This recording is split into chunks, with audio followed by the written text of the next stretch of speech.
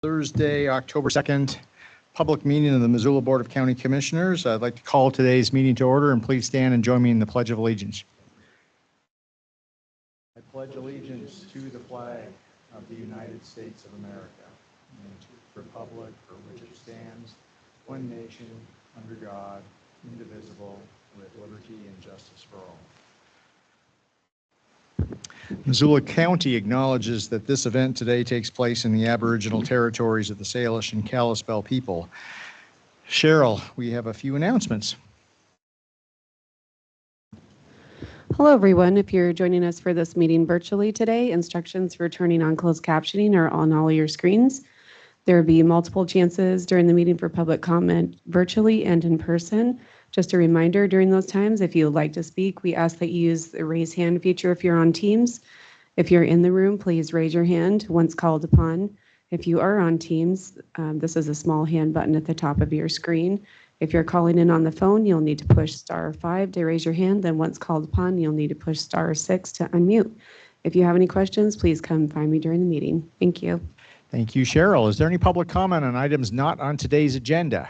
And if so, come on up to the mic, introduce yourself, and please stay within 3 minutes or less. I'm still trying to catch my breath. My name is Travis Mateer. I'm a 25-year Missoula resident, and today I brought my nearly completed Lego project, bringing attention to what I consider a new policy by the Missoula County Sheriff's Office. So I'm going to read this very important sentence that I'm very interested in, and it goes like this, and it references a previous press release. The press release noted that it's department policy to treat all deaths outside of active medical supervision as homicides for investigation purposes until evidence proves otherwise. Now, this Lego scene, I don't really think that Donald Trump is a suspect in the potential murder of my coworker, Leah Hartley, whose death scene this Lego scene sort of depicts. She was found dead in a ditch. And it's her death that's being treated as a homicide. So one of my questions is, in terms of previous overdose deaths that I've been very interested in, why other unattended deaths outside may not be considered homicides. So one idea I have, and I've shared this in an interview that should be coming out soon with the Cascade County podcast people that did a pretty in-depth look at a veteran who was shot and killed by the Cascade County Sheriff's Office. And so we have a shared passion for coroner's inquests and the two letters BS that I think the coroner's inquest sort of represents when it comes to actual information, justice, that kind of thing that families need once their coworkers and possibly Sean Stevenson is murdered. And so I'm just very interested in how this new policy is a new policy, according to my 25-year firefighting veteran of the fire force. He says that's a new policy. And one idea I'm going to hold back. You have to listen to the interview, okay? The Missoula Redevelopment Agency wasn't as curious about this because they have this fancy word called jurisdiction that makes it sound like when they build infrastructure for drug addicts and people that actually need mental health services, that maybe they shouldn't be as concerned about that because of that funny word, jurisdiction. Well, now that the sheriff's office is in their new spot by the river, you have a county courthouse lawn that officially is the county sheriff jurisdiction. And so when you see a very obnoxious display of mental health needs, it's going to be interesting to see how that city-county situation kind of goes forward. And one last thing, I don't know if you saw KGVO, there was a rear naked chokehold, not Sean Stevenson. This happened outside of the Poverello Center. The person's first name is Travis, not me. Okay, the alleged suspect, Travis Johnson, is being held on aggravated assault charges.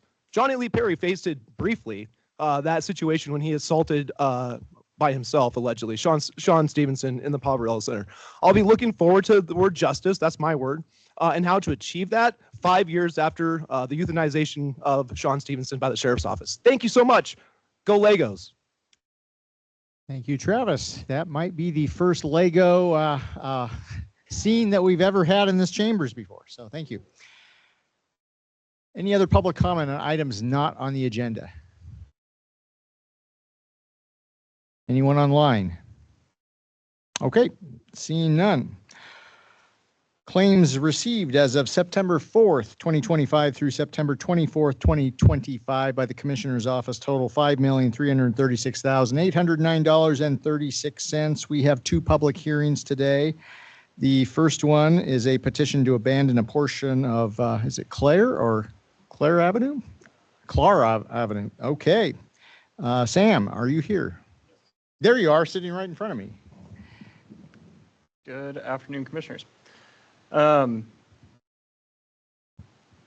Screen showing up, there it is. Okay, so a few weeks ago, we first opened this hearing on an abandonment of Clara Avenue that was submitted to the Clerk and Recorder's Office. Sorry, Sam Scott with the Clerk and Recorder.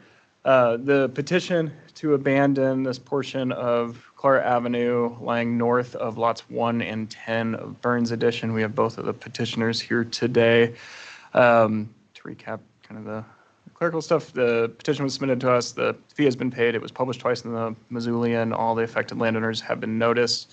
We did have to postpone this hearing last time due to the fact that both of these properties had been incidentally or accidentally annexed into the city, and the city, until they go through their de-annexation process, we could not move forward with the petition. I have received confirmation from the city that the de-annexation resolutions are going to City Council on October 20th. So now that we have confirmation that that process is being done, we can move forward with this. We have a third hearing scheduled for October 23rd, so just after that de-annexation process is hopefully completed, and I have no reason to believe that it wouldn't be. Both petitioners are here. Kirk Mace is under the weather, so I don't know that he'll want to get up to the microphone to speak. He asked me to just reiterate what he had said last time in our hearings and some of the documentation that he provided at that time that should be in the hearing packet, but particularly surrounding the emergency services assessment that there's no need for this alley in order to provide any services to the properties that he owns along Clara Avenue, right here, particularly next to lot 10. So with that, I know we also have a road viewing that is or needs to be scheduled. I can't remember if we have a date for that after the delay, but I know that Mr. Dodge might want to say something as well. And Sam, so just to be clear, today, no action. A road viewing will occur, and then at a later date in October, we'll take this up again. October 23rd will be the next hearing, so road viewing Okay. before then.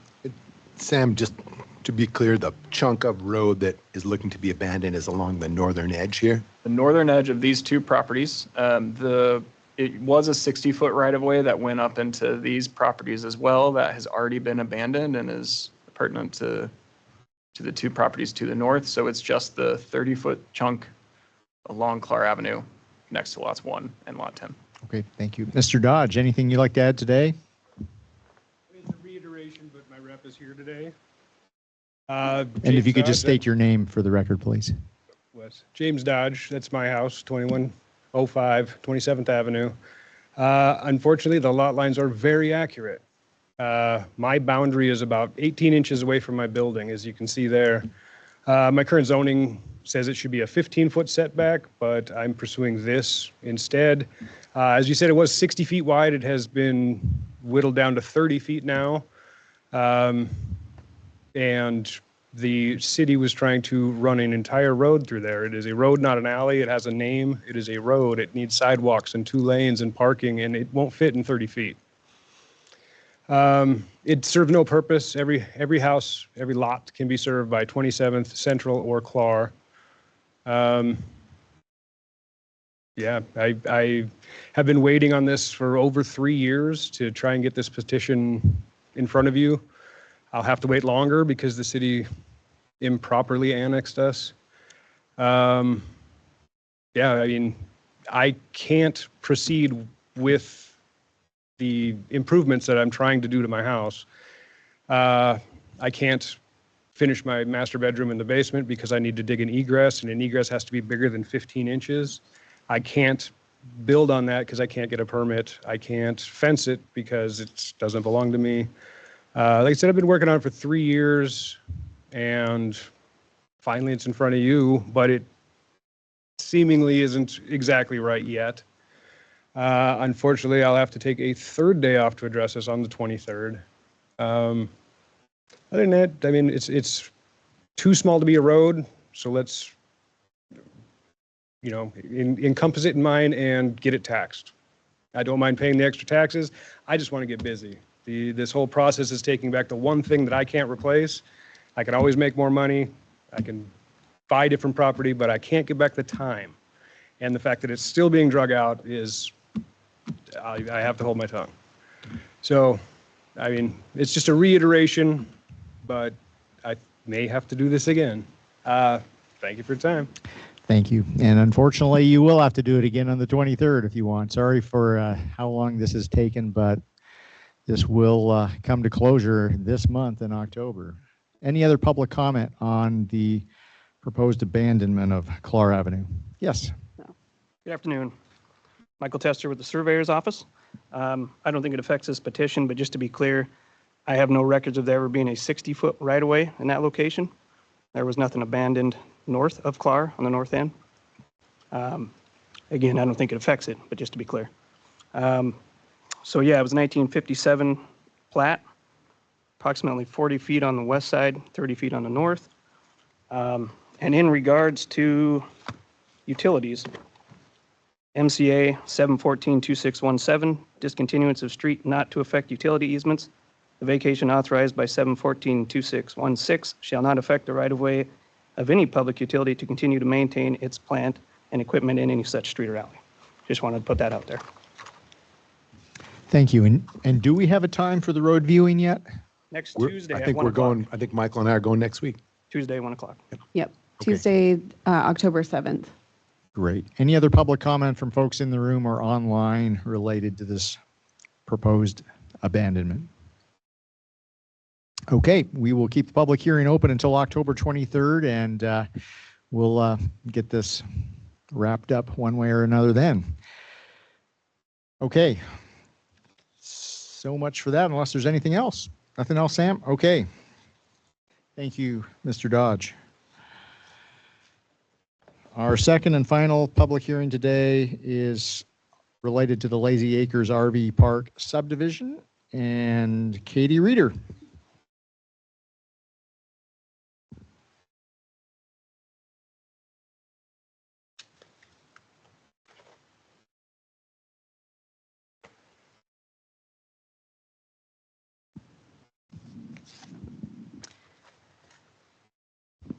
Good afternoon, Commissioners. For the record, my name is Katie Reeder, planner with the Office of Planning, Development, and Sustainability. Today, I'm presenting the Lazy Acres RV Park preliminary plat extension request. This extension is requested by Lazy Acres LLC, represented by Brandon Grosvenor, who we have here today. The subject property is located at 3064 Highway 83 North, which is on the south side of Sealy Lake, near the Highway 83 and Riverview intersection.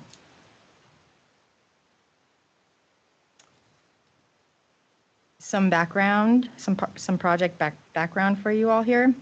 The Board of Commissioners approved the 3 lots and 70 RV spaces on August 10th, 2023. The original final plat deadline for the subdivision is August 10th, 2026.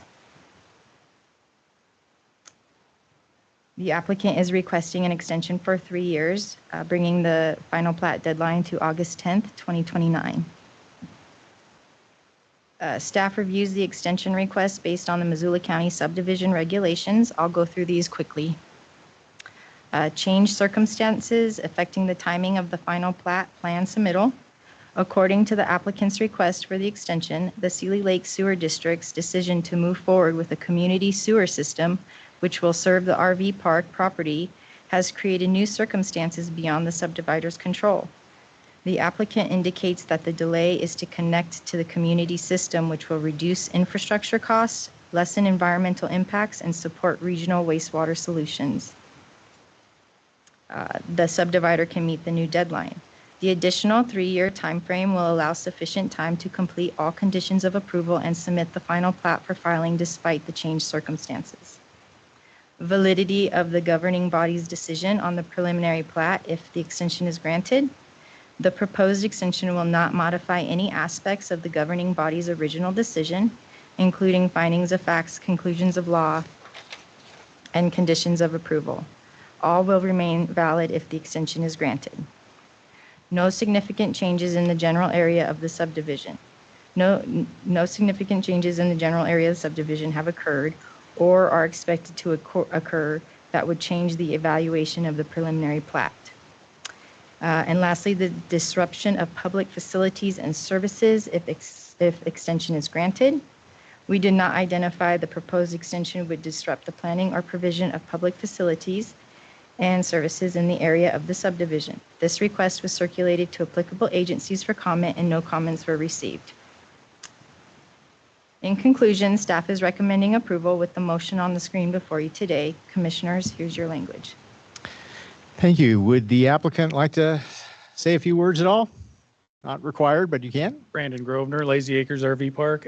No, I'm just excited that the Sealy Lake Sewer District has decided to move forward with a city municipal plan or whatever, not city, but, and using that facility versus an on-site treatment facility that was in the original plan would just be much better for the environment, not only, and my checkbook.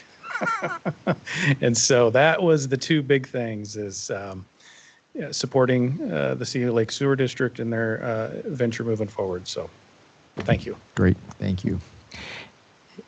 Well, it looks like the room kind of cleared out here at the courthouse, but is there anyone online who would like to comment on this proposed extension? Seeing none. Questions? Motion? I'm good. I'm happy to make a motion. Please do. I move to approve the preliminary plat extension extending the Lazy Acres RV Park subdivision final plat submittal deadline to August 10th, 2029, subject to the master conditions of approval. I'll second that. Any further discussion? All in favor? Aye. Aye. Go sewer. Are we a well-oiled machine or what? We got this done. So thank you. Mr. Dodge thinks. Well, okay. Thank you, Brandon. Anything else to come before the commission today? Seeing none, we'll be adjourned. Thank you.